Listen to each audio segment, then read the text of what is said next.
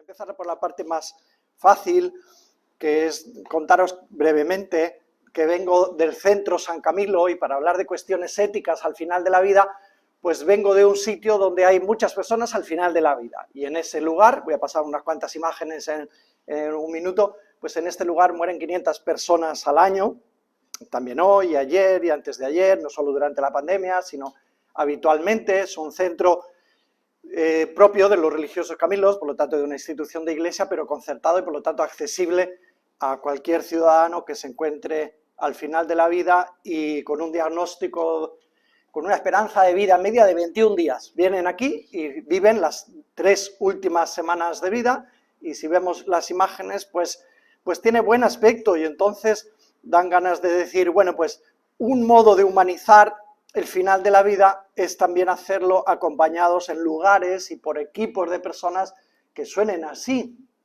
que es en parte una alternativa a quien promueve que el único modo de vivir dignamente el final de la vida sea la autogestión, la decisión de cuándo, y creo que no solo se muere dignamente cuando se decide cuándo. Y sobre esto vamos a hablar, intentando, después de ver estas imágenes, intentando sobre todo clarificarnos en los conceptos y proponiendo, viendo cómo están las leyes, en la ley en nuestro país y dando razones para un lado y para otro, lo que dice la gente cuando intenta escudriñar en torno a las cuestiones éticas del final de la vida. Bueno, y con estas imágenes diríamos, pues es bonito el lugar, ¿verdad? Pues eso es, un lugar para personas que se encuentran al final de la vida y para acompañar a otros que ya han perdido a su ser querido y les ayudamos individualmente o en grupos o con una unidad móvil salimos también para apoyar la creación de centros especializados en la intervención en duelo, que ya hay 40 en España después de que en el año 97 creáramos el primero. Y después de estas imágenes que a mí me permiten decir, no solo hablo desde la investigación o desde el estudio, sino también desde este lugar, ¿no? Y mi despacho está pues encima de los tanatorios, por decir algo tan concreto, donde desfilan pues cotidianamente los que fallecen y sus familias. Voy a seguir este esquema. Después de una introducción ya sobre la temática, intentaré desbrozar el concepto de sedación paliativa, que tantas personas confunden con la eutanasia, el concepto de rechazo del tratamiento y la denegación del consentimiento. Intentaremos apropiarnos de las palabras que son muy precisas, pero en cada momento las haré fácil porque creo que no lo sé decir de otra manera. Lo que significa limitar o adecuar los esfuerzos técnicos, diagnósticos o terapéuticos, que tampoco son la eutanasia, y finalmente la eutanasia y el suicidio asistido. Y para estos 4 puntos diré qué es este concepto, qué dice la ley y cuáles son algunas reflexiones pues, desde mi experiencia e investigación. Hay que decir primero que yo creo que estamos en un buen momento, paradójicamente, en lo que tiene a la sensibilidad ante los problemas éticos del final de la vida. A mí me parece que somos más sensibles que en otros tiempos, más sensibles que no... Y también un momento de mucha confusión. Pero los confundidos, os invito a pensar, no son los otros. O sea, yo lo tengo claro y los otros están confundidos con los términos, sino que yo al menos me encuentro personas confundidas entre los políticos, entre los académicos, porque es difícil y porque ser especialista en esto, quien lo sea, no me parece tan fácil. Entre el mundo de la iglesia, los que parece que podemos tener ya quizás una opinión y la defendemos como defienden otros, si es que es única. Bueno, yo percibo confusión en los medios, cuando argumentan de una manera o cuando argumentan de otra, veo que se van las palabras y saltan, y por eso uno de los grandes desafíos que tenemos es construir una gramática común, aclarar los términos, si es que no los tenemos todavía, porque tampoco sé si estoy con bioeticistas, médicos o cómo es la asamblea que se ha formado, ¿no? Qué bien que algunas películas han ayudado a que se socialicen estos temas, ¿no? Mar Adentro, y Million Dollar Baby, Las invasiones bárbaras y otras, y algunos casos también, qué bien que con algunos casos, qué bien y qué mal, porque a la sombra de algunos casos que no representaban, por ejemplo, un caso emblemático de eutanasia, como pudiera ser el de Ramón Sampedro en la película, ¿no? Y en el caso real, representaban la búsqueda de una ayuda, y así fue, ¿no?, para quitarse la vida, y eso se llama ayuda al suicidio, ni siquiera ayuda médica al suicidio. Bueno, pues qué bien que las películas y los medios también ayudan a socializar estos conceptos, pero qué lío que también preparan, porque a veces evocamos una película u otra, o un caso u otro, como si fueran todos paradigmáticos o ejemplos de eutanasia, y no es así, ¿no? Necesitamos, a mi juicio, una gramática, y como si estuviéramos en medio de una torre de Babel y hubiera que poner orden. Claro, ¿y quién es el referente para poner orden? Bueno, en esto me parece que hay consenso, como en la mayor parte de las cuestiones éticas que tienen que ver con el final de la vida. En la mayor parte, a mi juicio, y a juicio de otros en otras universidades también, hay consenso. Hubo una propuesta en el 2005 de consenso terminológico sobre 5 puntos, voy a desarrollar 4, la otra es de menos interés, y se ha mantenido por parte de la Escuela Andaluza de Salud Pública, y se ha mantenido en las sociedades científicas, y se ha mantenido en el mundo de las leyes, que se hicieron 9 autonómicas hasta que llegó esta estatal, diferente a las anteriores, y se ha mantenido la propuesta terminológica en el mundo de la Iglesia a nivel universal y a nivel de nuestra conferencia en el último documento titulado Sembradores de Esperanza. Bueno, necesitamos, pero no se ha socializado suficientemente. A mi juicio se ha quedado entre esta propuesta de gramática sobre las cuestiones éticas, para entendernos, del final de la vida, pues creo que está todavía por difundir. Así que voy a intentar desbrozar un poco los conceptos que dicen las leyes y algunos argumentos. Hay gente que confunde la sedación paliativa con la eutanasia. Y bueno, pues ya algunos estáis diciendo así que no se puede confundir. Entonces, ¿de qué hablamos cuando hablamos de sedación paliativa? ¿De qué hablamos? Pues para los pobres como yo, los humildes de entendederas, diríamos, pues mira, es que hay situaciones en las que se está mejor dormido, no solo para descansar cada día, sino si tienen que hacerte algo que te procuraría daño, como una intervención quirúrgica, pues que te quiten la conciencia y la capacidad de percibir el dolor y que intervengan sobre tu cuerpo y después te mantengan suficiente analgesia para que ya cuando te despiertes pues hayan intervenido de una manera que de otra forma sería doloroso, ¿no? Lo mismo que practicamos estas estrategias de eliminación de la conciencia, de la capacidad de percibir estímulos que nos harían daño, lo podemos hacer también en situaciones tan graves como puede ser la presencia de un síntoma refractario. Y esto es la sedación. Sedar es dormir a una persona, lo diré, admitiría matices si lo digo muy sencillo, dormir a una persona cuando tiene síntomas que llamamos refractarios. Si tú tienes dolor, te damos analgesia y así no lo experimentas. Pero si tienes un dolor que no responde a analgesia, a lo mejor le podemos llamar síntoma refractario. Y lo que podemos hacer es dormirte, sedarte. ¿Y qué te pasará? Que no tendrás sensación de dolor por estar dormido. En situaciones de gravedad de los síntomas refractarios, físicos, psicológicos o espirituales, una de las respuestas que tenemos a nuestro alcance es dormir a las personas, si ellos quieren, si nos lo piden o si lo aceptan. Y entonces, pues más técnicamente lo podéis encontrar en las diapositivas después, ¿no? Sedar es administrar deliberadamente fármacos en las dosis y combinaciones requeridas para reducir la conciencia de un paciente que está severamente comprometido y que tiene un síntoma que de otra manera no le ayudamos a controlar. Algunas personas en situaciones difíciles del final, pues, y no le puede ya dar eso, ¿no? Y detrás de estas expresiones tan vagas, ¿no? Pues a lo mejor está la angustia personal del observador, del familiar, o a lo mejor está este deseo de ver que la otra persona ya no tiene gestos de sufrimiento, aunque así los tenga de trabajo de final de vida, ¿no? ¿Por qué está dormido? Bueno, pues la sedación es una buena praxis de la medicina, si se realiza con consentimiento o autorización de la persona, cuando se presentan síntomas que no se pueden controlar de otra manera. Esto lo legislaron las comunidades autónomas antes del 2020, que dicen las leyes, porque en realidad habría que decir ¿Para qué hay que hacer leyes para una buena praxis? Pues ya que lo hagan, porque es una buena praxis del mundo de las profesiones sanitarias. Cuando haya síntomas que no se controlan de otra manera, le preguntamos al paciente, ¿quiere usted estar dormido? Y para eso no haría falta una ley. Sin embargo, como son cuestiones delicadas, pues hubo 9 comunidades autónomas que legislaron sobre estas cosas antes de haberlo hecho en el 2021 en julio del 2021 sobre la eutanasia, ¿no? Bueno, pues ahí hay varias leyes, como digo, a nivel autonómico y podríamos decir, pues esto no es un problema ético, en realidad es una buena praxis. Si la practicamos cuando hay síntomas refractarios, en cualquier momento lo llamaremos sedación paliativa para paliar el sufrimiento. Si la practicamos cuando vemos que estamos al final de la vida, pues diremos sedación en agonía y estamos hablando pues de la misma realidad.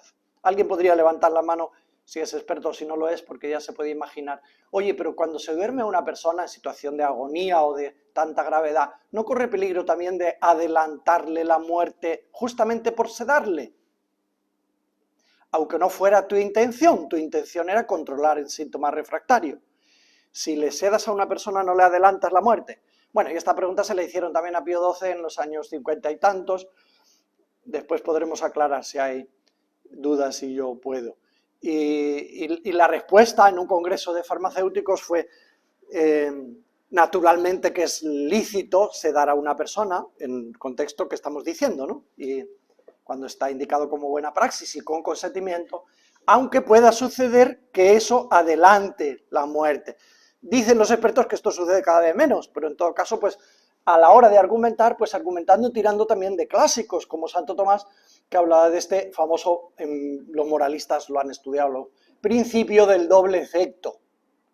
Tú haces una cosa queriendo, en este caso, sedas a una persona queriendo que esté dormida y por lo tanto controlar así el síntoma refractario, si como consecuencia no querida se adelantara la muerte, esto se llama principio del doble efecto, esto no es la eutanasia. El punto de llegada es el mismo, no es lo mismo que yo quiera matarte porque me lo pidas, eutanasia para después, ¿no? Y otra cosa es que yo quiera controlarte un síntoma y te lo controlo y si eso te lo adelanta, pues será un efecto no deseado y secundario, ¿no? Bueno, admite matices, pero esta es la esencia de lo que significa la sedación paliativa. La buena praxis se está haciendo pues, en el contexto sanitario y también en el contexto domiciliar, pero no porque haya nuevas leyes, sino que es una buena praxis. Una segunda cuestión que yo quisiera que aclaráramos es lo que significa rechazar un tratamiento o denegar un consentimiento. A ver, rechazar un tratamiento o denegar consentimiento. ¿Y esto qué significa? Pues que los seres humanos somos capaces de tomar decisiones y si el médico nos hace una propuesta, por ejemplo, terapéutica o diagnóstica, pues está en nuestras manos decir que sí o que no. Cuando lo hace con mucha formalidad nos dice, mire usted que le informo, aquí también tiene unos soportes en papel donde se informa más abundantemente y si usted dice que sí, firme, que así queda constancia de que acepta lo que le estamos proponiendo y eso le llamamos consentimiento informado.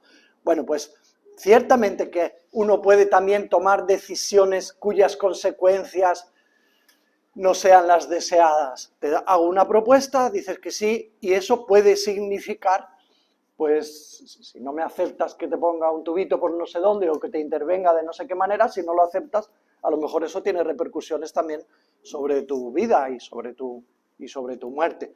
Bueno, uno puede rechazar las propuestas que le hacen. En los medios también nos han hablado a veces de personas que han rechazado propuestas y nos lo han contado como prácticas eutanásicas y eran rechazos de propuestas o retiradas de consentimiento. Yo te di permiso para que me pusieras un tubito por aquí, pero ahora ya no te lo doy más, te lo quito, entonces me lo tienes que quitar, pues porque soy yo el que gobierna. ¿Y qué dicen las leyes de esto, más allá del concepto? Bueno, pues sobre todo se suele citar la famosa ley que reconoce la autonomía de las personas, en este sentido en el año 2002, la básica reguladora de la autonomía de los pacientes. ¿Y qué podemos decir nosotros en el mundo entero? Bueno, pues que los seres humanos nos podemos oponer a una indicación y que los médicos nos tienen que respetar si es que nos oponemos. Y podría brevemente, ¿qué dice la Iglesia? Pues la Iglesia también ha escrito y ha dicho en Catecismo, ahí en el número 2278, que sobre todo en esas propuestas que antiguamente se decían extraordinarias y después se cambiaron los términos y se decían desproporcionadas y ahora es más difícil utilizar estos términos, pues claro que también es legítimo y éticamente aceptable desde esta ética institucional, pues negarse a ellas porque pueden exigir un esfuerzo más grande que los beneficios que se puedan obtener si se aceptaran. Bueno, y en este sentido también, pues contamos desde los años 70, porque la Conferencia Episcopal, la Comisión de Pastoral, lo propuso en los años 70, mucho antes que los gobiernos de una tendencia u otra, cualquiera que sea, propusieran esto y legislaran para que registráramos nuestro testamento vital, voluntades anticipadas o directrices previas. Antes que se hiciera en el mundo civil, la Iglesia Católica había propuesto aquella cartulina que llevábamos algunos en la cartera que se llamaba así, testamento vital, ¿no?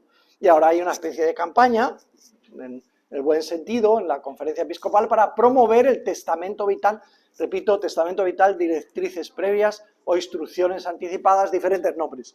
Y salen al paso de esta posibilidad de ayudar a los médicos que tengan que tomar decisiones sobre nosotros si hemos perdido la cabeza, pues ayudarles expresando nuestras voluntades antes de que perdamos la cabeza y diciendo quién es nuestro interlocutor deseado para que hablen con quien sería nuestro fiduciario, nuestra persona de confianza para tomar decisiones en situaciones complejas. Bueno, el testamento vital, como sabéis, las comunidades autónomas lo tienen establecido cómo hacerlo en su formulario oficial, la Conferencia Episcopal tiene su propuesta, la Confer tiene su propuesta a partir de la Conferencia Episcopal con algunas modificaciones para religiosos, religiosas y para personas que quieran seguir estas pautas, y yo creo que es una muy buena propuesta. Antes de que perdamos la cabeza, si es que no nos moremos de repente, dejemos escrito algunos criterios que les sirvan de ayuda a los médicos si tienen que tomar decisiones difíciles, sobre todo para limitar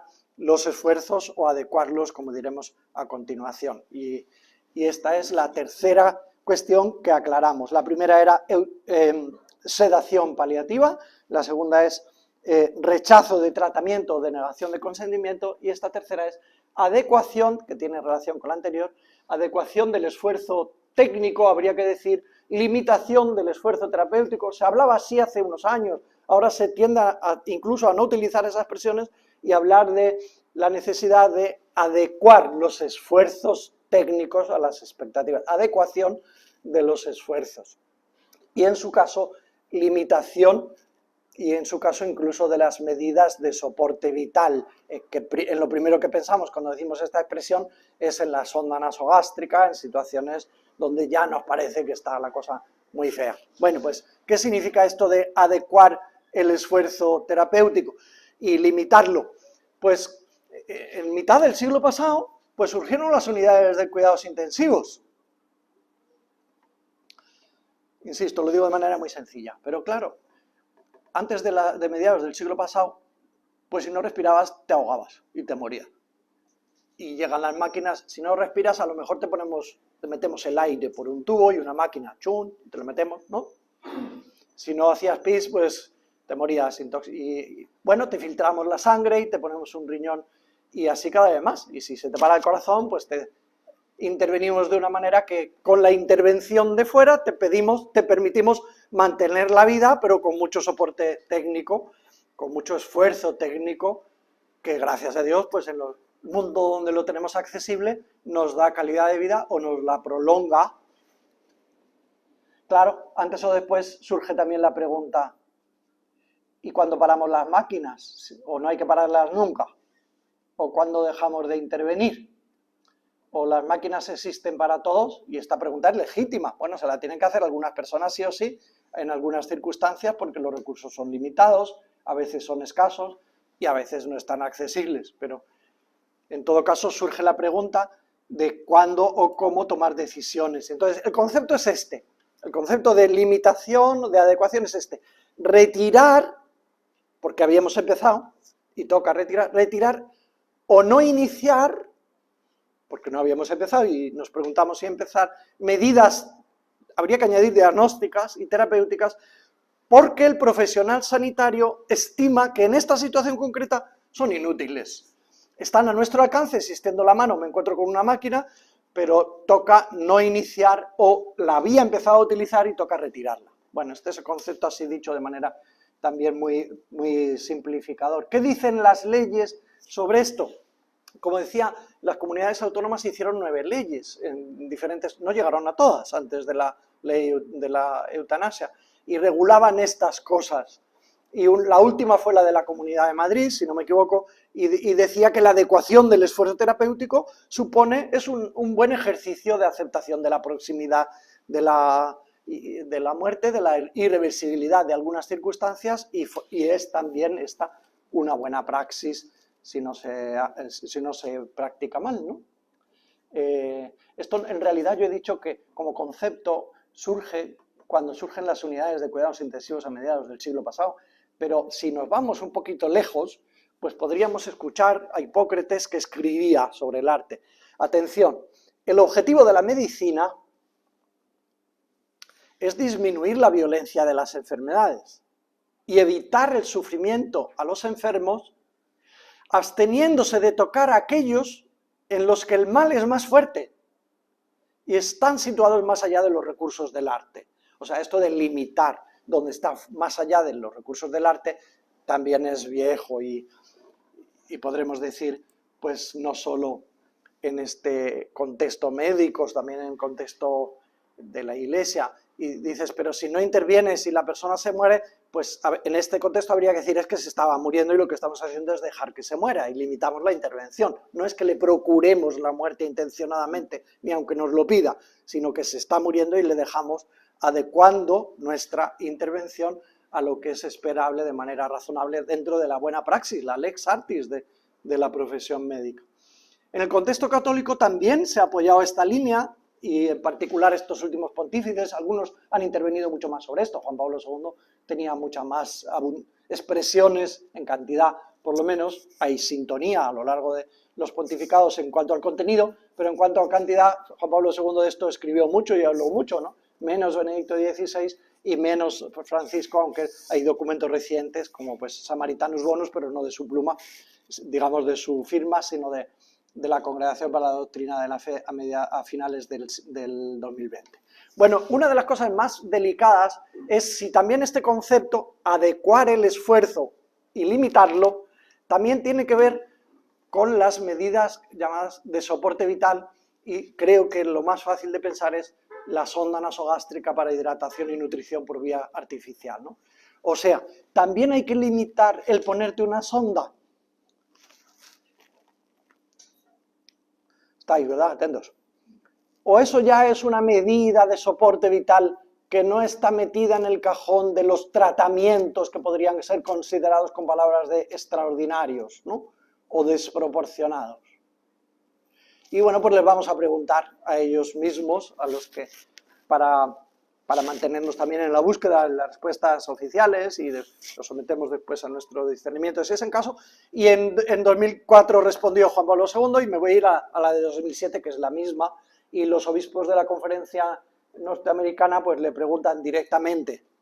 La pregunta es traducción y se nota del italiano que será traducción del inglés, pero la leemos como está. Dice, ¿es moralmente obligatorio suministrar agua y alimento por vías naturales o artificiales al paciente en estado vegetativo, a menos que estos alimentos no puedan ser asimilados por el cuerpo del paciente o no se le puedan suministrar sin causar una notable molestia física? Simplificando la pregunta, ¿hay que poner siempre una sonda nasogástrica porque esto es una medida de cuidado o es un tratamiento que se puede limitar y por lo tanto no proceder a hacerlo?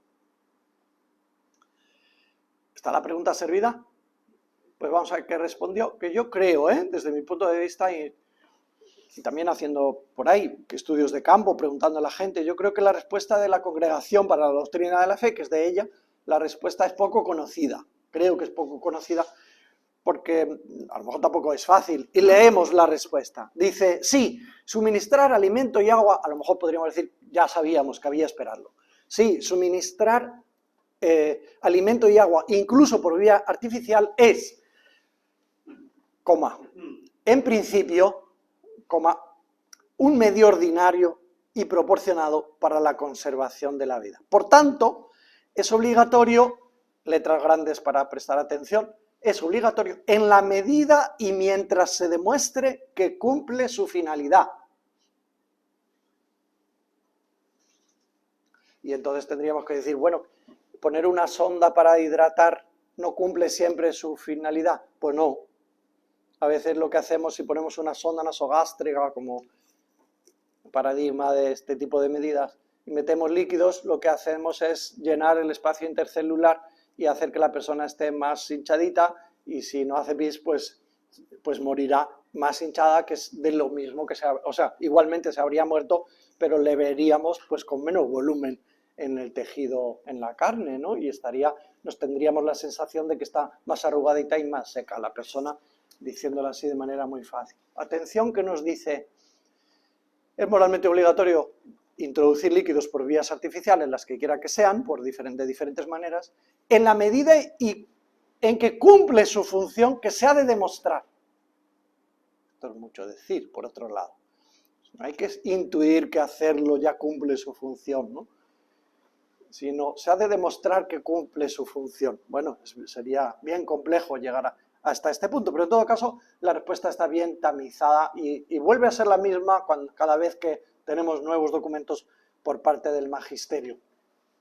Digo que esto se va también impregnando en las praxis, sobre todo de geriatría y de deterioros muy avanzados, de enfermedades varias y Alzheimer avanzado, con una infección y con no sé qué más. Bueno, pues antes todavía nos sonaba más que hay que hacer todo lo que se pueda, y hoy nos suena más que hay que pensar y adecuar lo que estamos haciendo, incluso con las medidas de soporte vital. Bueno, estos documentos más recientes, como digo, Sembradores de la Esperanza es de la Conferencia Episcopal, Mario Iceta estaba en esa comisión como uno de los... Y la expresión suele ser la misma, y en este documento más reciente, de 14 de julio, San Camilo, de 2020, antes he dicho, 14 de julio de 2020, de la Congregación para la Doctrina de la Fe, titulado Samaritanus Bonus, que era una especie de intento de parar la legislación que estaba por caer, al menos en nuestro país, pues se vuelven a utilizar las mismas expresiones,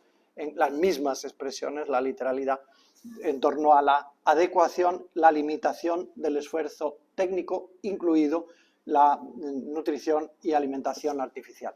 Este es un buen libro que le quiero citar, es un buen libro en su contenido, pero le cito por su título, porque es muy sugerente. Yo creo que mi hermana no lo compraría.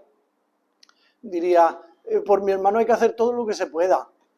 Y el título de este profesor de Roma, especialista en moral, lo titula Doctor, no haga todo lo posible. Este es el título, ¿no? Subtítulo está muy documentado y creo que es muy, muy bueno el libro. De la limitación, es el tema del que estamos hablando, de la limitación a la prudencia terapéutica. De la limitación a la prudencia, a la frónesis griega, la capacidad de tomar decisiones con ponderación, pondus, ¿no? Con razones que se puedan pesar y que nos permitan argumentar, no compulsivas. Bueno, pues yo alcanzo a leer y voy a leer un párrafo del siglo XVI, porque nos puede parecer, como yo mismo he introducido, que esto de la limitación del esfuerzo técnico y de la sonda, pues pueda ser de ahora, de nuestros tiempos, que tenemos tanta tecnología. Vamos a leer un párrafo de un biógrafo de Camilo de Lelis, fundador de la orden a la que pertenezco, siglo XVI. Hay su compañero Sancio Cecatelli, que escribe las razones por las que hacía falta, para echar un piropo al fundador, razones por las que hacía falta que este hombre creara una orden para el servicio a los enfermos. Vamos a leer el párrafo que dice así. Dice, muchos eran también los que fallecían en sus propios lechos, sofocados por los propios parientes, al llenarles la boca con excesivo alimento y demasiada bebida, en especial cuando los pobres agonizantes padecían catarro o calentura, y cualquier mínima cosa era bastante para sofocarlos.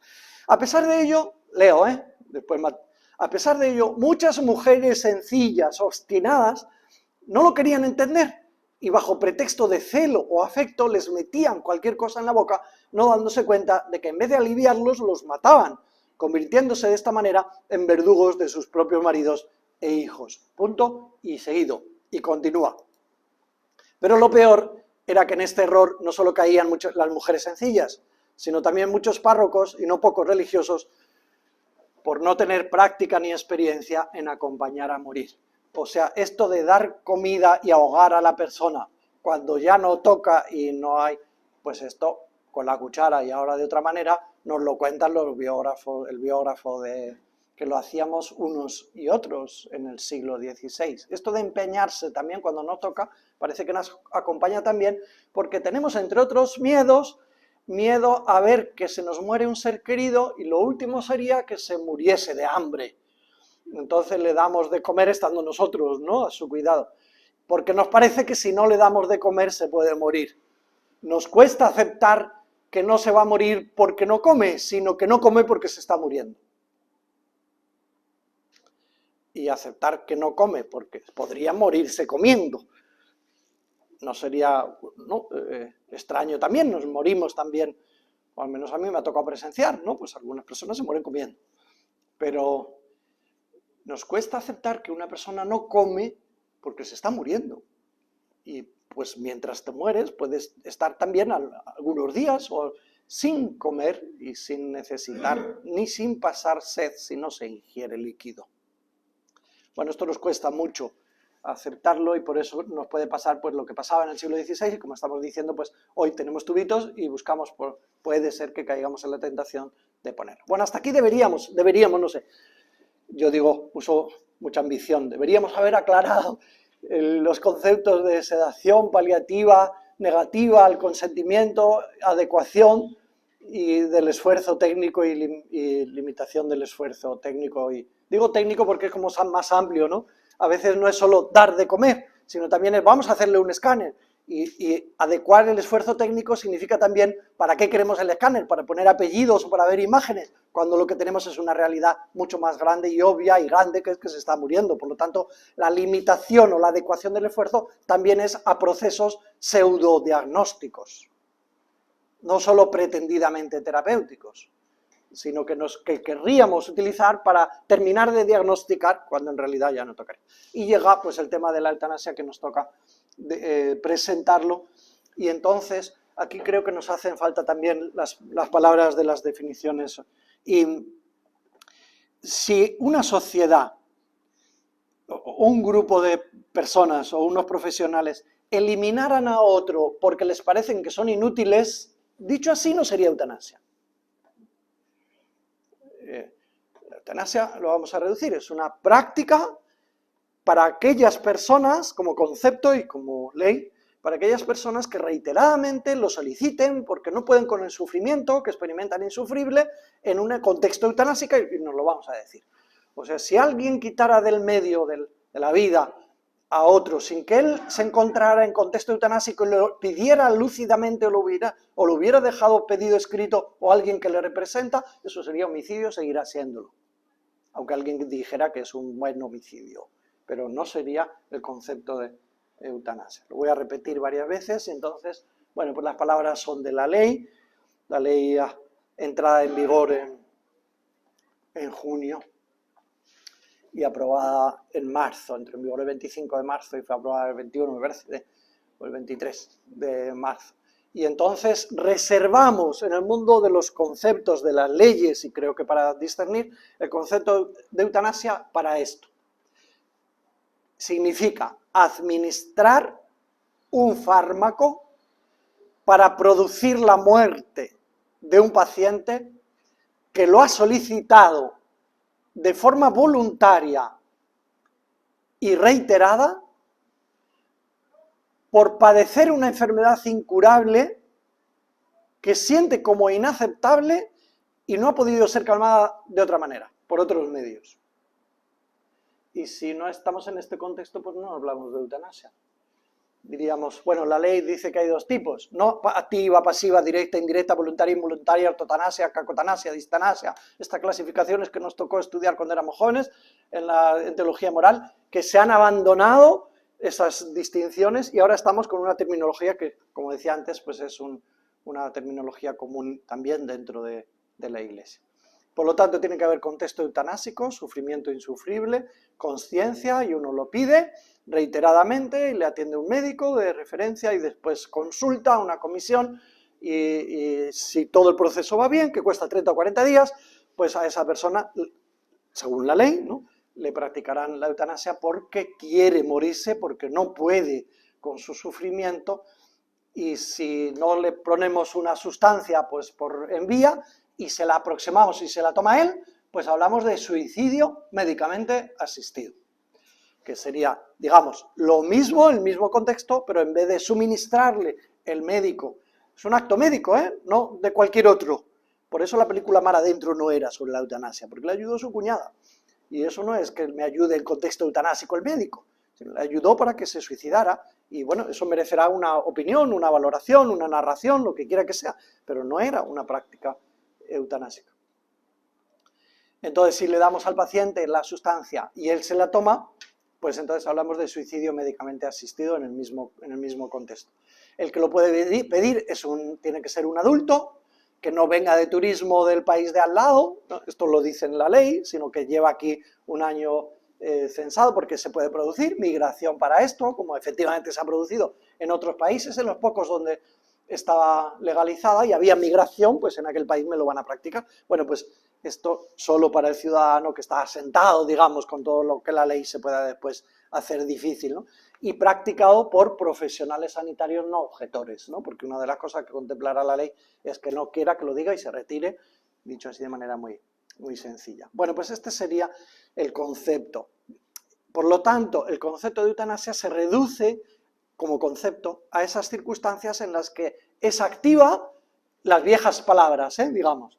O sea, hay que hacer algo para que se muera, otra cosa se llamará de otra manera. Y si usted no hace lo que debería haber hecho como buena praxis y el paciente quería, pues eso es homicidio o ausencia de intervención, tendrá otro nombre, ¿no? Así que tiene que ser activa, tiene que ser directa, nada de directa, indirecta, como se decía antes, tiene que ser voluntaria. Si a un grupo de personas o a una persona le hacemos para que se muera, por esta cultura del descarte o lo que sea, eso no es eutanasia, eso es, diríamos, eso es mucho más gordo, eso es mucho más severo, ¿no? Eutanasia es porque el individuo, la persona, lo pide reiteradamente en ese contexto y se evalúa en una comisión voluntaria y en este contexto que llamamos sanitario y eutanásico. ¿Qué dice la ley? ¿Qué dicen las leyes? Esto que acabo de decir como definición, eso en este país es un derecho y entra a formar parte de la cartera de servicios sanitarios del sistema público y se ha de practicar allí donde la gente que reúna las condiciones lo pida, tanto en espacio público como privado, como concertado. Esto es lo que nos va a decir la ley, ¿no? Y hasta esta ley, ¿qué decían las otras leyes? Pues lo que teníamos en España era su penalización, aunque no era expresamente en el número 143 del Código Penal, ¿no? Y donde estaba despenalizada o legalizada, que como podemos intuir al decir las palabras lentamente no es lo mismo, despenalizada o legalizada era en los pocos países del Benelux, ¿no? Y en algún estado como Washington, Oregón, de Estados Unidos, y en algún otro país, además de Holanda, Bélgica, Luxemburgo, en algún otro país como Canadá y Colombia, estaba o despenalizado el suicidio asistido, o despenalizada la eutanasia, o legalizada, de manera diferenciada, y según yo lo digo también, imagino que nos hacemos cargo de que es de envergadura diferente, ¿no?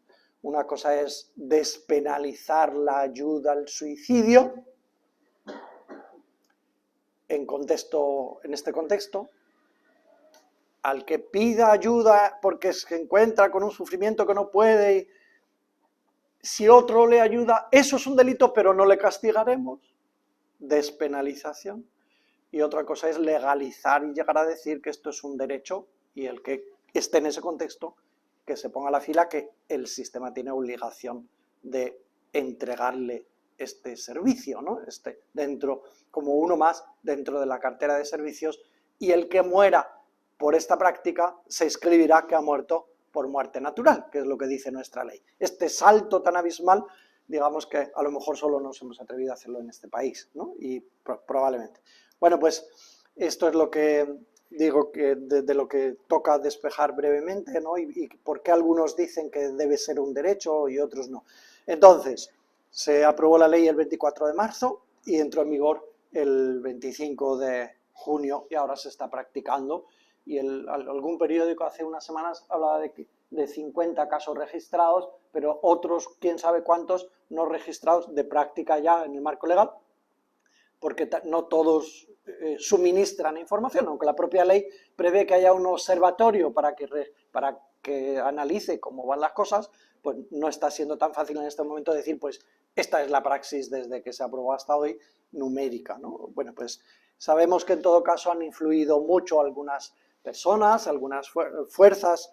Fernando Marini y la Asociación por una Muerte Digna, que es conocida, ¿no? Pues ha influido mucho en términos de lobbying, ¿no? De presiones y de generar ruido a favor de que haya una ley, y en concreto esta ley. Y ha influido mucho, pues cuando era ministra de Sanidad, María Luisa Carcedo, que ha sido pues, las que más han argumentado, ¿no?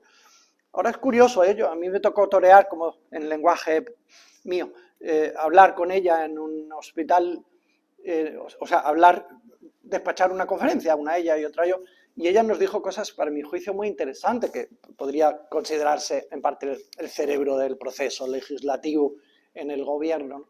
Nos dijo, atención, que yo he escrito un artículo titulado, me parece que era El Mundo, La Razón, no me acuerdo, titulado La eutanasia no es para viejos, título de ella, ¿eh? O sea que no estoy pensando, el legislador no está pensando en las personas mayores como colectivo, sino en esas otras personas que entran en la definición.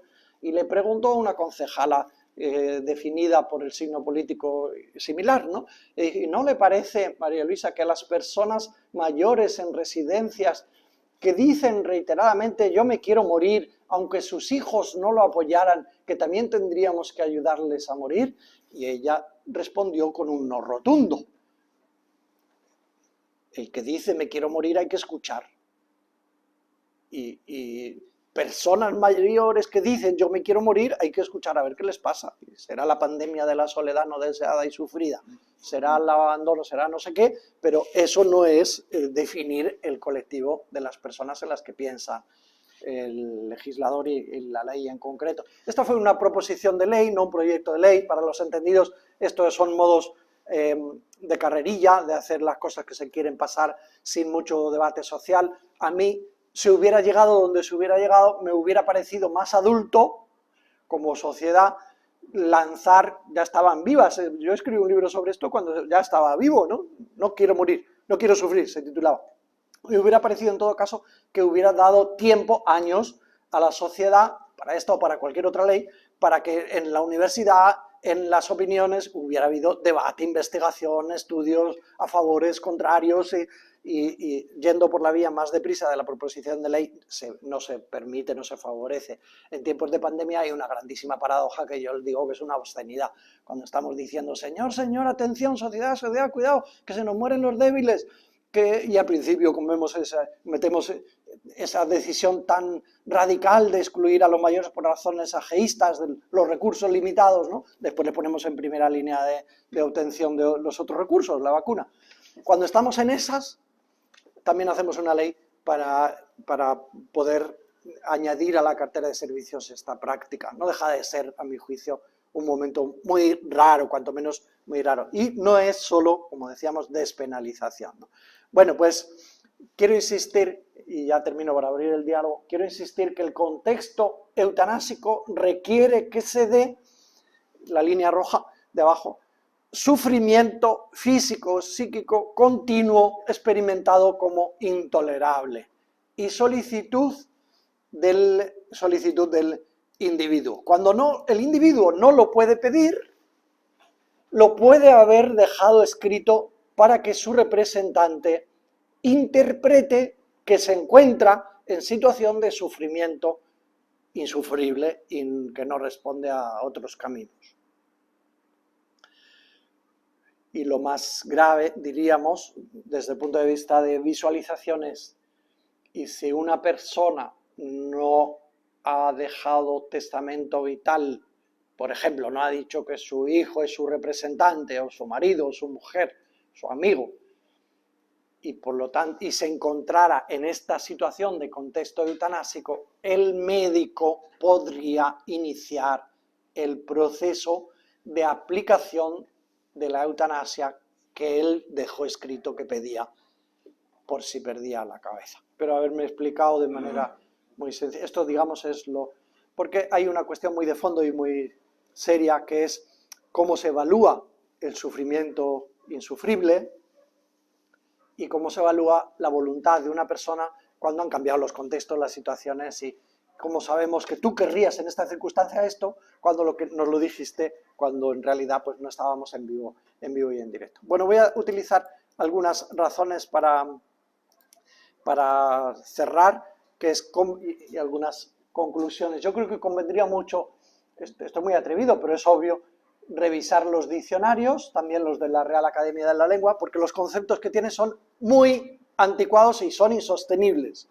También el Catecismo de la Iglesia Católica, voy a intentar mostrarlo, pero dice el diccionario, dice, ¿qué es la eutanasia? Allí a la izquierda, dice, aquella acción u omisión, bueno, esto ya nos complica, que para evitar sufrimientos a los pacientes desahuciados, acelera su muerte con su consentimiento o sin él. Bueno, supongo que nos presenta muchas dificultades esta definición del diccionario.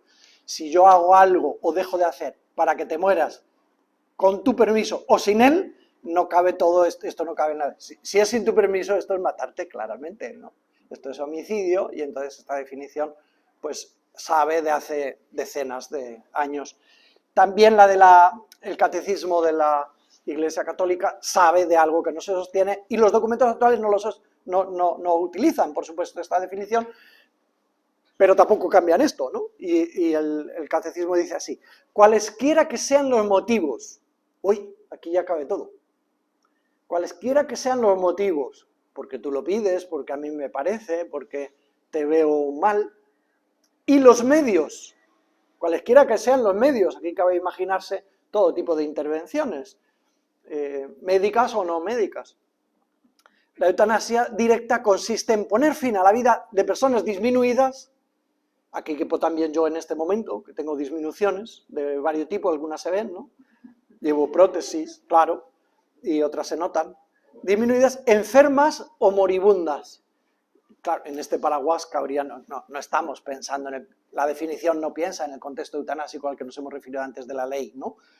Y de las propuestas de las sociedades científicas entendidas sobre esto, sino que es un concepto, un paraguas que es muy difícil sostener. Bueno, y los nuevos documentos mantienen estas, voy a terminar diciendo, pero ¿por qué algunos están tan a favor, ¿no? ¿Qué argumentos dan? Brevemente, pues los que están a favor de que tiene que haber, de que recibir esta ayuda pedida y en contexto eutanásico tiene que estar preservado por la ley, suelen decir, pues que los seres humanos somos autónomos y que la vida es un patrimonio individual y el fondo es un concepto de autonomía subido el volumen. Por eso luego vendrá el Comité de Bioética de España y dirán que la autonomía es siempre relacional y nos ayudarán a pensar, porque efectivamente, claro que somos responsables, libres y debemos ser autónomos en la toma de decisiones, que no las tome papá por mí, ¿no?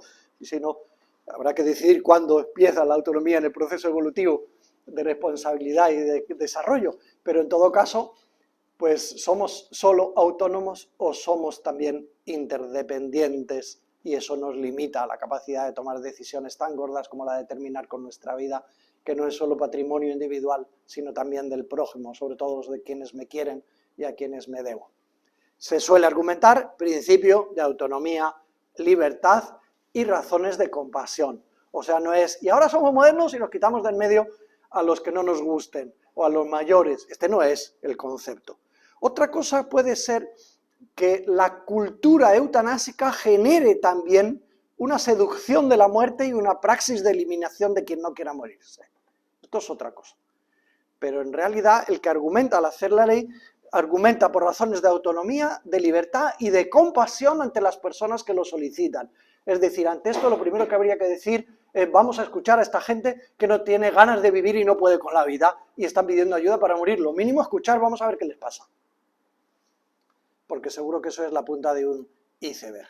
Y por la calle del no, los que dicen yo estoy en contra de que esto sea un derecho y el sistema lo tenga que procurar y satisfacer, pues normalmente darán razones, pero ¿dónde vais? Lo dijo también el Consejo de Europa, ¿dónde vais a hacer leyes sobre la eutanasia si no tenéis satisfechas las necesidades de cuidados paliativos? Eso con lo que empecé con las fotos, ¿no? Lugares, programas, atenciones para aliviar, acompañar al final, paliando, cuidando multidimensionalmente a las personas al final de la vida. Si no tenéis arreglada esa gotera, mirar a ver si la arregláis, al menos pedagógicamente, como proceso parece que sería exigible, ¿no? También quien dice que no, suele utilizar un famoso argumento que tiene mucho de sensato, me parece, que es cuidadito, la gráfica lo representa, que sabemos, si abre la ventana para que entre el aire, tenemos que aceptar que a lo mejor entran los mosquitos, las moscas, las mariposas y lo que no esperábamos, porque has abierto la ventana. Bueno, y esto es un hecho, ¿no? Y esta es una de las consecuencias de donde se legaliza para un colectivo de personas que habrían reunido ese requisito de estar en contexto eutanásico, primeras barras de la gráfica, después empiezan a entrar muchos más que ya no eran aquellos destinatarios, sino también van a ser aquellos seducidos por la voluntad de los médicos que pueden caer en la tentación de ofrecer este servicio a quien no lo estaba ni pensando ni pidiendo. Y bueno, es muy interesante el libro cuya portada es esta, ¿no? Que Seducidos por la muerte, que recoge la experiencia de Holanda, ¿no?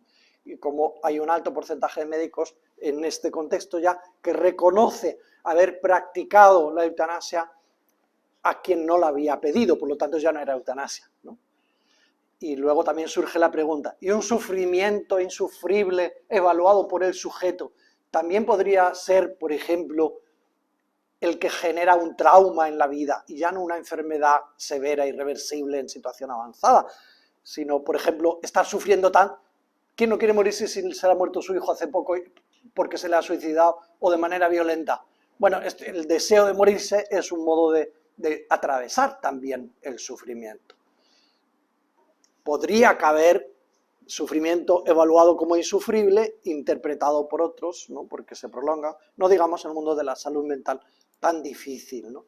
Los que dicen que no, solemos argumentar también, atención, que es que cambiamos la esencia de las profesiones médicas. Parece que pensábamos en que las profesiones médicas tienen que ver con prevenir, cuidar, curar, diagnosticar, acompañar, controlar síntomas, y ahora hay que añadir, y habrá que añadirlo, porque habrá que enseñar en las facultades a los galenos y matar a quien lo pida en el marco legal, ¿no? Y cumple los requisitos, porque así hay que decirlo también con claridad, con sagrado respeto a quien se encuentre pidiéndolo, porque tiene que estar muy mal para pedir ayuda, digo yo, tiene que estar muy mal para pedir ayuda de otro y reunir estas condiciones a las que nos referimos con la ley. Bueno, y hasta aquí mi presentación para poder ahora abrir el diálogo. Muchas gracias por la atención ante un tema tan complejo.